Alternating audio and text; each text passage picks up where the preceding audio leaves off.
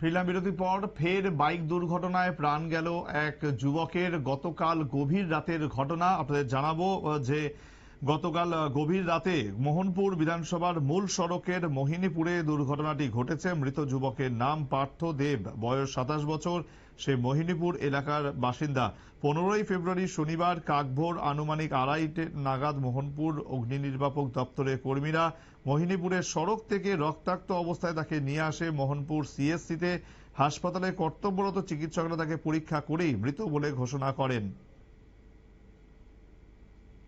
হইল কালকে 2:30টার দিকে মোহিনীপুর নাকা পয়েন্টে একজন পার্থ দেব নামে একজন যুবক, 27 বছর, বাবা প্রদীপ দেব, ওইখানে গিয়া অ্যাক্সিডেন্ট হয়েছে। ওই যে এই ট্রাম আছে, এই ট্রামের মধ্যে গিয়া বাড়ি পড়ে ওইখানে সে অ্যাক্সিডেন্ট করছে। অ্যাক্সিডেন্টে পরে ওইখানে গিয়া আমরা গিয়া দেখি যে এখানে স্পটে পড়ে রয়েছে।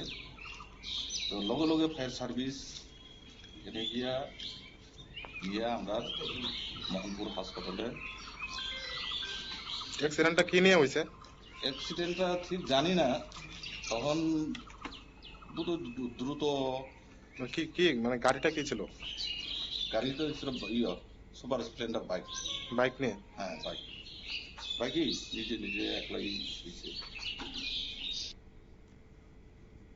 বাইক দুর্ঘটনার খবর অত্যন্ত মর্মান্তিক খবর বলা যেতেই পারে। 27 বছরের এক যুবক, সেই যুবকের এই মৃত্যুর খবর নিঃসন্দেহে আরো একবার চোখে আঙুল দিয়ে দেখিয়ে দিল যে দ্রুত গতিতে গাড়ি চালানো হোক বা বেপরোয়া ভাবে গাড়ি চালানো হোক, এই বিষয়গুলোকে যদি মাথায় রেখে না রাখা হয় তাহলে আগামী দিনে আরো অনেক প্রাণ ঝরে যাবে।